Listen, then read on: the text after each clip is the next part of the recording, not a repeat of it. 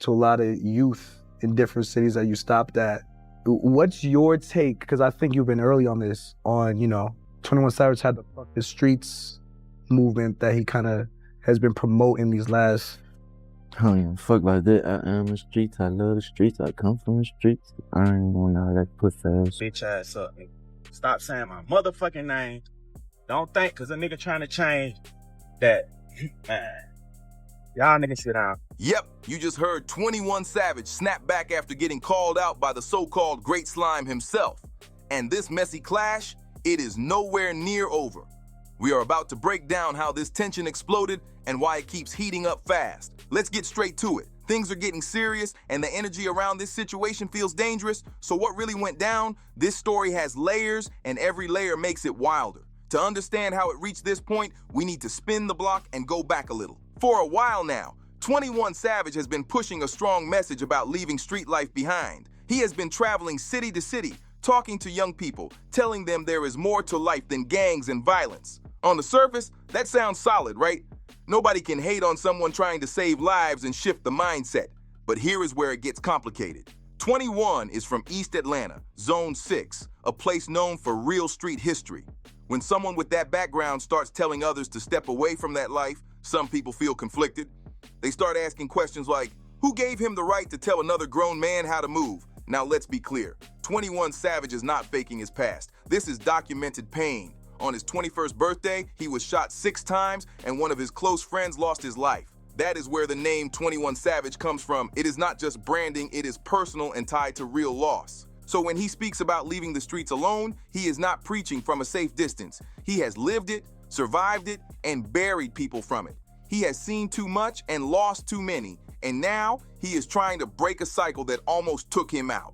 To really understand his mindset, we have to look back to 2013, when he was still deep in that environment and moving heavy in those streets.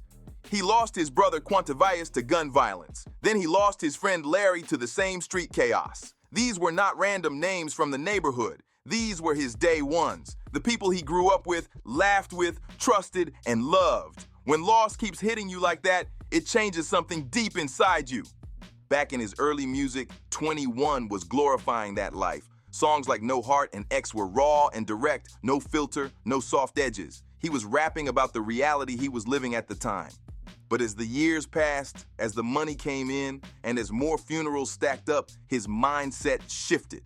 He started seeing the bigger picture in a serious way. He realized he had influence, especially over young kids watching his every move. The Fuck the Streets movement did not just appear out of nowhere, it has been building slowly over the past few years.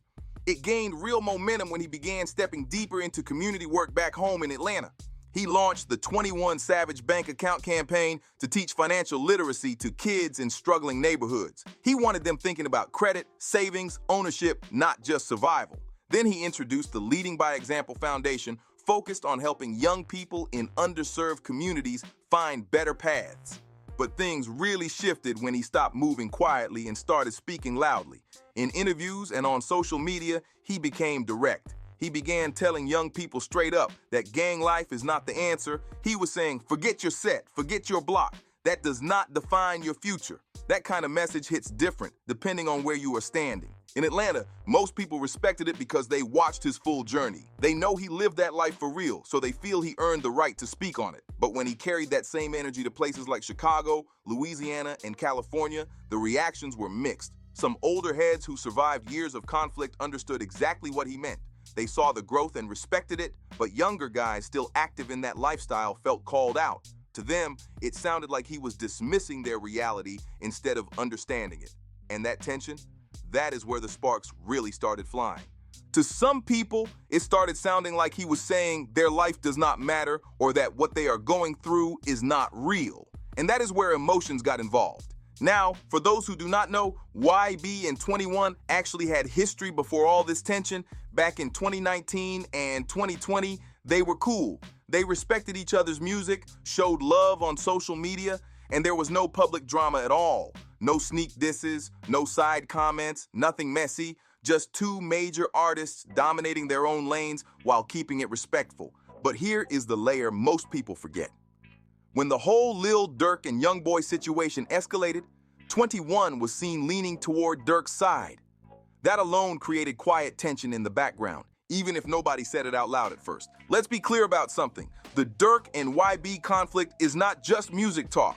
It has been serious and emotional, with real-life consequences that shook the industry. When King Von was killed in Atlanta, everything intensified. Rapper King Von and his group were at Opium nightclub before making their way here to Monaco Hookah Lounge, then to the parking lot where chaos ensued. And since 21 is from Atlanta and has ties with Dirk, that placed him in a sensitive position. Now, 21 never directly dissed YB. He did not jump into interviews throwing shots or post reckless statements. But people noticed small things, being seen around Dirk during certain moments, showing visible support online. Even subtle interactions can be interpreted in many ways. In situations like this, silence does not always mean neutral. So even if 21 was not trying to choose sides, some fans and camps could have viewed it that way. That is how tension builds quietly without a headline. Then fast forward, 21 pushes the "forget the streets" message heavy to someone like YB, who has been publicly tied to ongoing conflicts and is still surrounded by that energy. That message might land differently. It can start to look inconsistent, like you supported one side of a street situation before, and now you are preaching about leaving it behind. From that perspective, it can feel personal. And when pride, loyalty, and public image mix together in hip-hop, even small misunderstandings can explode into something way bigger than it started. Now let's talk about where YoungBoy is coming from, because you cannot judge this situation without looking at both sides. YB is only 25, but his life has been intense from early on. He has dealt with shootings, violence, arrests, long legal battles, and losing close friends along the way. That kind of pressure shapes how someone sees the world. For him, the streets are not just a phase you turn off like a switch. He has had ongoing legal issues, real threats, and people who still move with him every day. There is loyalty involved, and loyalty runs deep. When you are in that position, hearing someone say, "forget the streets," can hit different. It can sound like your reality is being brushed off. From that angle, it can feel like easy for you to say when you already made it out and your life looks different now. That frustration builds fast. And let's be honest about YB's personality. He has never been the type to soften his message or clean it up for interviews. He speaks raw, straight from how he feels in the moment. That honesty is a big reason his fan base rides so hard for him. They believe he does not fake it. So when he was asked in a recent interview about 21's movement encouraging young people to step away from street life, you could see tension already there. The interviewer mentioned how 21 has been pushing this message for a while, trying to guide the youth in a different direction. YB did not sugarcoat his response at all. He said, "I don't care about that." Then he added, "I am the streets. I love the streets. I come from the streets. I ain't on that." That was not just a simple disagreement. That felt like a direct challenge to 21's stance. It came off like he was rejecting the entire idea behind the movement. And once words like that hit the internet, you already know people are going to pick sides and turn up the pressure. That was personal, no question. But YB did not stop there. He kept talking, saying people are confused about what the real message even is.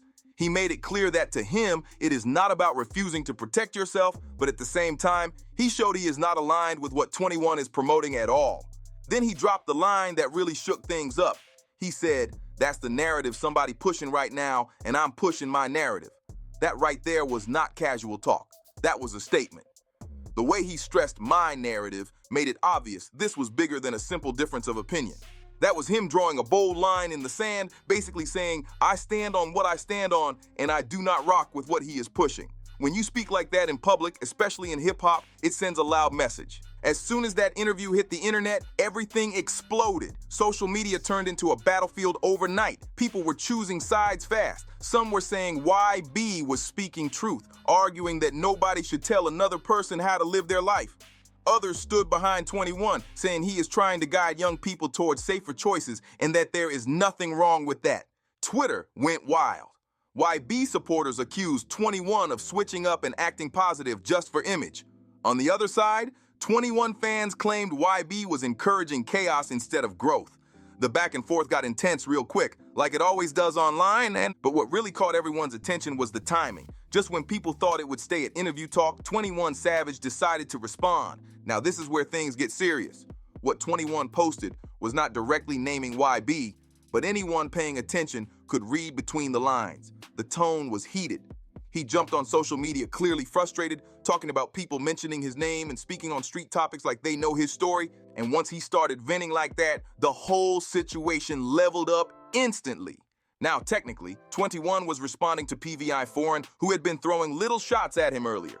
PVI questioned his credibility and suggested he was not really street like that, but compared to what YB had just said, those comments felt small. That is why the timing raised eyebrows. Right after YB's interview clip started going viral, 21 jumped online heated. People immediately started connecting dots. Even if he did not say YB's name, the internet was already building the storyline. He came out strong. Stop saying my name. Don't think because somebody trying to change that you can just talk crazy. Sit down somewhere. You could hear the frustration in his tone. That was not calm energy. That sounded like someone tired of being tested while trying to move differently. Then he took it further. He said, if you are walking around with a .38, do not lecture him about the streets. If you are 35 or older and still chasing a rap dream from your teenage years, do not speak on his name. Now, yes, that could apply to PVI, but the way it was delivered felt broader than one target. And then he dropped the line that made everyone pause. He basically reminded people that Savage shot one of y'all in real life. Y'all know this. Stop playing. That was not motivational talk. That was a direct reminder of his past. A warning without saying it twice. That statement shifted the tone instantly. It was like he was saying, do not confuse growth with weakness. Just because he is pushing positivity now does not mean he forgot who he used to be. Then he doubled down even more. He made it clear that just because he is on a positive path does not mean his name is free to trend every day. He was tired of being discussed like he is soft now. The energy felt like, respect the evolution, but do not mistake it. And once those words hit the timeline, the tension between these camps did not cool off at all. It only got louder. Nah, this is not that. He made it clear real fast. Just because he is choosing growth does not mean he is soft. He basically said, do not get comfortable thinking you can keep pushing at him without consequences. That was a straight warning, no smile behind it. But what really stood out was how deep he went after that. This was not just anger talking. This was personal history pouring out. He said a lot of people speaking on street life have not actually seen enough to feel how he feels about it. That right there hit heavy. He broke it down even more. He said he does not care about what somebody's crew did or what their neighborhood is known for. He said he is talking to individuals. According to him, a lot of people claiming street status have not personally experienced the kind of loss and trauma he has. That is a bold statement.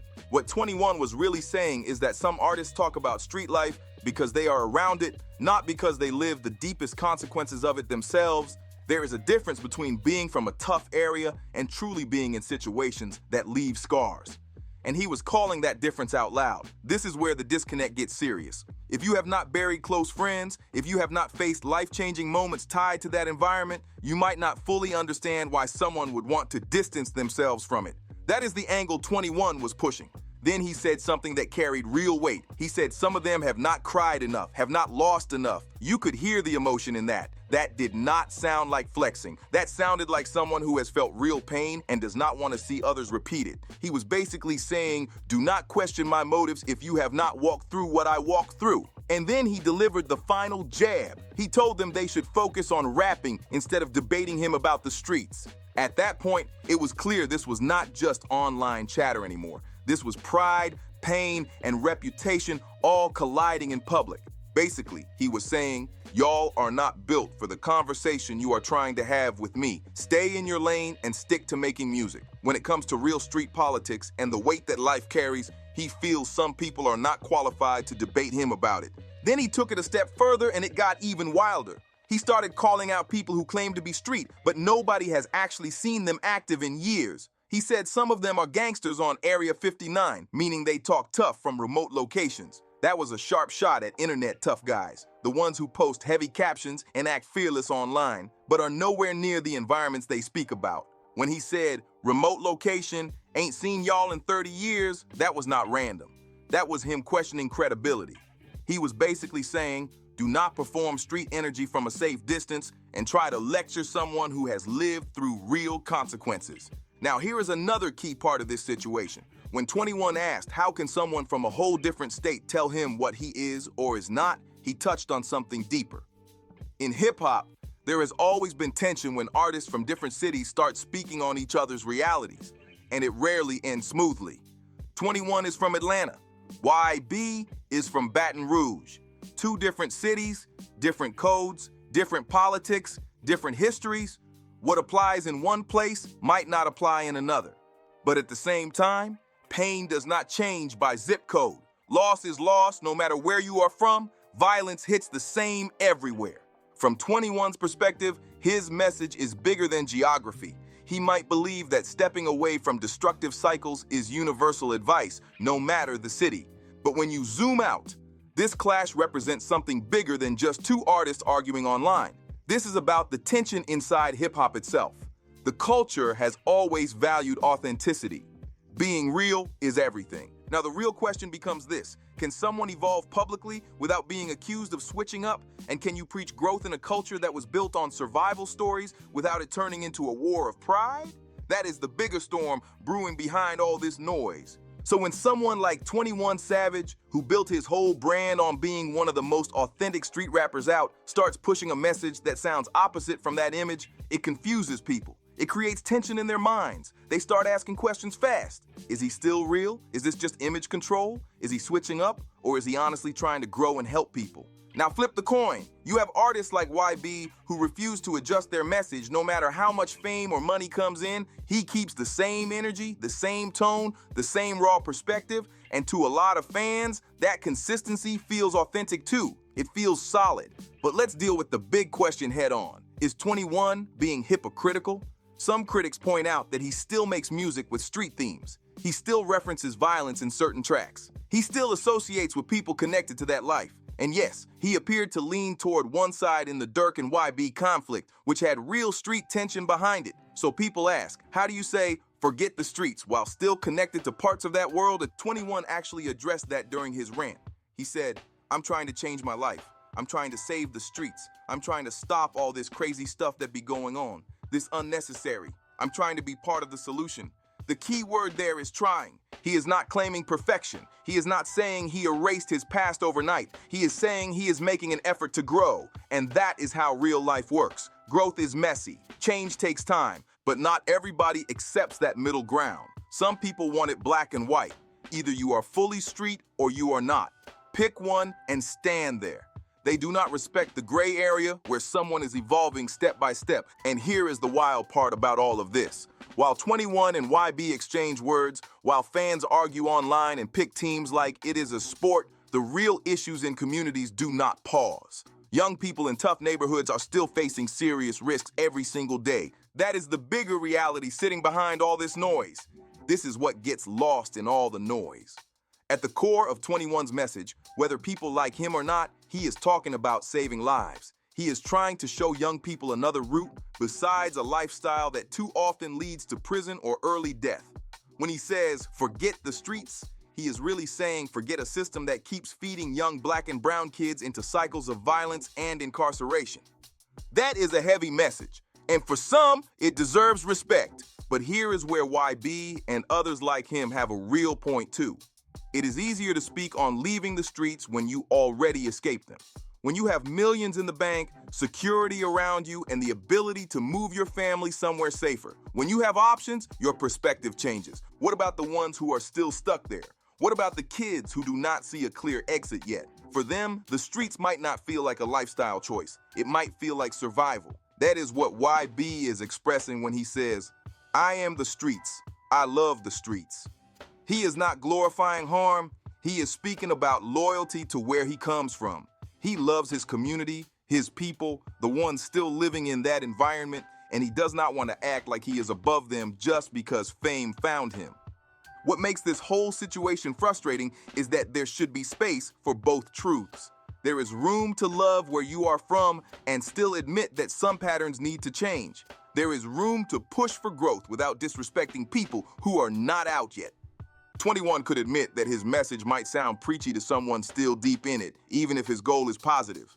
YB could admit that long-term violence is not sustainable, even if loyalty to his roots is real. But in today's hip-hop climate, everything turns into teams and sides. Once the internet gets involved, nuance disappears. It becomes win or lose, real or fake, with no in-between. So now we wait. 21 said his piece. YB said his piece. The tension is sitting there, heavy in the air. The question is whether this cools off with time or turns into something louder. And knowing how fast narratives move, it could go either way. The real danger is if this turns into more than just words. Hip-hop has seen too many moments where online shots and interviews turn into real-life consequences, and that would be the ultimate irony. A clash that started over trying to reduce street violence somehow leading to more tension in the streets. But there is also a strong chance this fades out. Neither of them truly benefits from taking it further. Both artists have major careers, serious money, and too much at stake to let pride drag things into a darker place. Sometimes loud moments cool off once the headlines move on. The truth is, hip-hop actually needs both viewpoints. We need voices like 21 who are willing to say growth matters and that cycles can be broken. At the same time, we need voices like YB who speak honestly about what people are still living through every day. That raw perspective connects with fans who feel unseen. The issue starts when those perspectives become enemies instead of balance. When it shifts from conversation to confrontation, from debate to disrespect. That is when things spiral. Right now, the culture feels divided over something that should not even be controversial. Even encouraging people to stop hurting each other turns into an argument. That shows how deep the tension runs. Still, one thing is clear. 21 stood firm on his message. He made it obvious he is not backing down just because people disagree. He is committed to pushing what he believes is growth. And on the other side, NBA YoungBoy made it just as clear that he is not changing who he is for anyone. He is going to represent his roots and his reality the way he sees it. Now everything sits in the balance. Will this cool off and turn into mutual respect from a distance, or will pride and fan pressure push it somewhere louder? Only time will tell how this chapter plays out. One thing is clear, the conversation is happening now, and that matters. Whether you agree with 21's approach or not, both of these artists are speaking from their own truth. 21 is talking as someone who survived that life and does not want others to relive his pain. YB is speaking as someone who still feels deeply connected to where he comes from and refuses to distance himself from it. Maybe instead of arguing over who is right, the bigger question is this. How do you take the strongest parts of both perspectives and actually turn that into change? How do you stay loyal to your roots while still pushing for growth? That is the real challenge. Is 21 right for pushing the forget the streets movement and trying to shift the mindset? Or is YB right when he says, no one can tell another man how to live? And be honest, do you think this tension is going to cool off, or is it going to get louder from here? Drop your thoughts in the comments right now. I want to hear where you stand on this. If you rock with this breakdown, make sure you hit that like button, subscribe to the channel, and share this video with someone who follows hip-hop closely. We are covering every twist and turn as it unfolds. This situation is not fully settled, and the culture is watching. Until next time, stay safe, move smart, and remember the goal should always be growth and making it forward in life.